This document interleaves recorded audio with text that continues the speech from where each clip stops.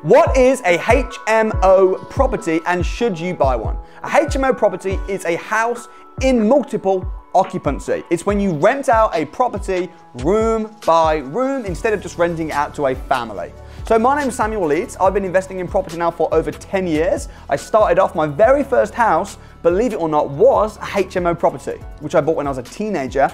I then started buying more properties. I've had single lets, flats. I've more recently been doing development. I've been buying pieces of land, building houses. I recently bought a castle. So I kind of know what it talks about when it comes to property investment. And I want to talk about HMOs in this video because it's what got me a lot of my wealth. And HMOs was what got me financially free, because when you rent out a property on a room by room basis, what happens is one house, instead of getting one rent, you suddenly from one house get multiple rents. Which means that from a cash flow perspective, you, the property investor, you, the landlord, are much better off. That's what it is. So what are the pros and cons? Should you do it? What are the things you need to look for? So I say there's 5 things when you're buying a HMO that you need to look for. The first thing is this: you need a property that's going to be able to be rented out by the room. If it's a small little 2-bed house with 1 reception room, will it work for a HMO?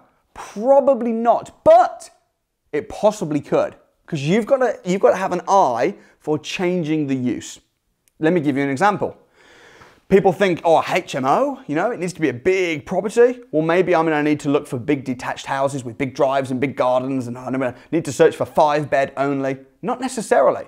See, if you've got a 2-bed terraced house, but in that property there's 2 reception rooms, potentially you could rent out each room, and then the reception rooms, you could also rent out as bedrooms.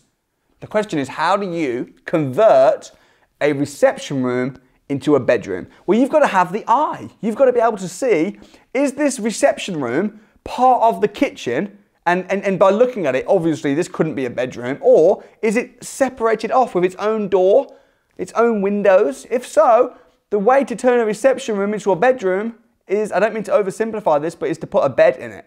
A lot of builders overcomplicate this. They go, ooh, you want me to turn this into a bedroom? Listen, you just put a bed in it. If you've got a sitting room with a sofa in it, that's the sitting room, right? But if you take the sofa out and you put a bed in there, it's a bedroom. So you need at least 4 lettable rooms. So the first thing you need to do is you need to think creatively, and you need to look for how many rooms could you get in this. Now, the rooms will need to be a certain size. They'll need to be 100 square feet, unless there's a communal area, in which case they'll need to be 70 square feet.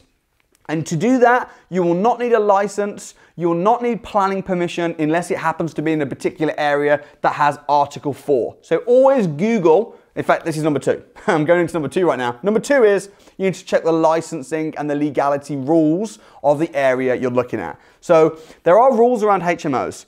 If there's 4 rooms in a HMO, you will not need a license. If there's 5 or more people in your property renting off you, you will need a license. That's the general rule of thumb. But you need to check the rules in your area. And how do you check the rules? You go to a very special website called, you can write this down, Google. You Google, okay? If you just Google HMO rules in and put the area, it will come up with the licensed rules in your area. Also, Article 4, that's another thing. This, by the way, point number 2 is a little bit meaty, so you might need to watch this again and take good notes. Rules, HMO rules. If there's Article 4 in your area, you will need planning permission to change the use of a single let property into a HMO. If there's no Article 4 in the area, then you will not need planning permission unless there's 7 people in the HMO or more.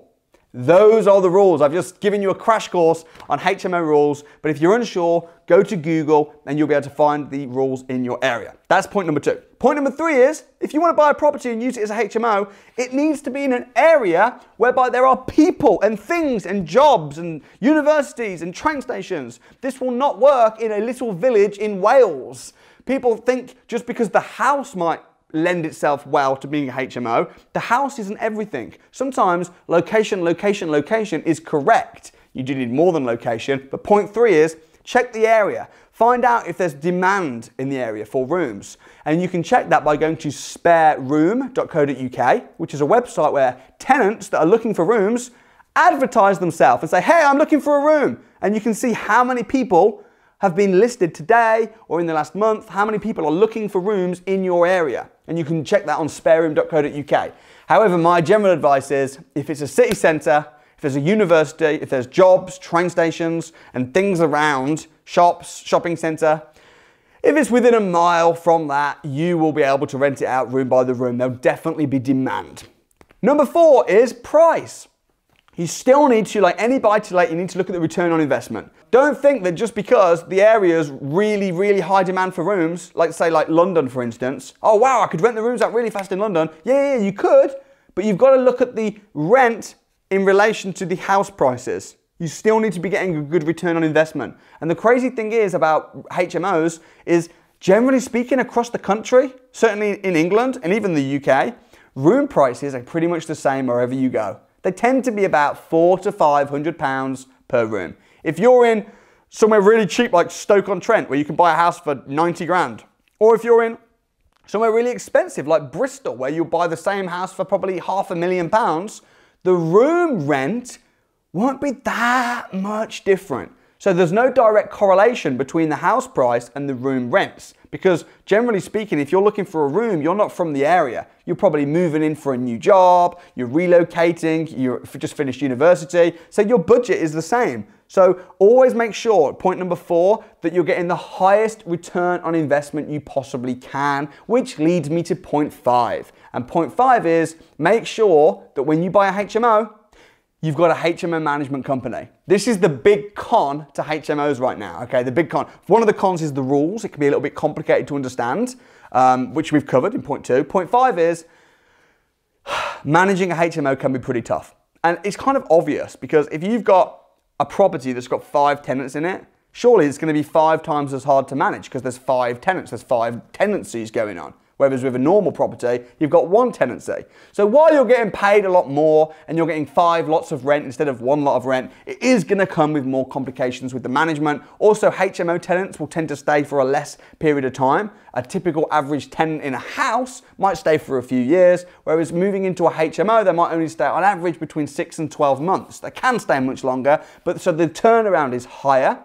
So get a good HMO management company. How do you find a good HMO management company? There's 3 ways. Number 1 is referrals. Number 2 is Google. Just Google HMO manager in. Number 3 is Spare Room. Go on Spare Room and instead of looking for the people that are looking for rooms, look at the rooms available. Look at the ones that are advertised with agencies. Phone the agencies and say, I see that you're renting rooms out. Can you manage my rooms too? Those are the 5 things that you need to look for within HMOs. I hope you found this video helpful. If you have, let me know by smashing the like button. Also, drop a nice comment in the comment section. I read every single one. And of course, subscribe to the channel. You can subscribe right here. And if you want to learn more about HMOs as well, in the description link, I'm going to be running a webinar real soon. Put your details in and you'll be the first to know about when the next webinar is coming up. Put your details in the description link. Subscribe. I'll see you next time.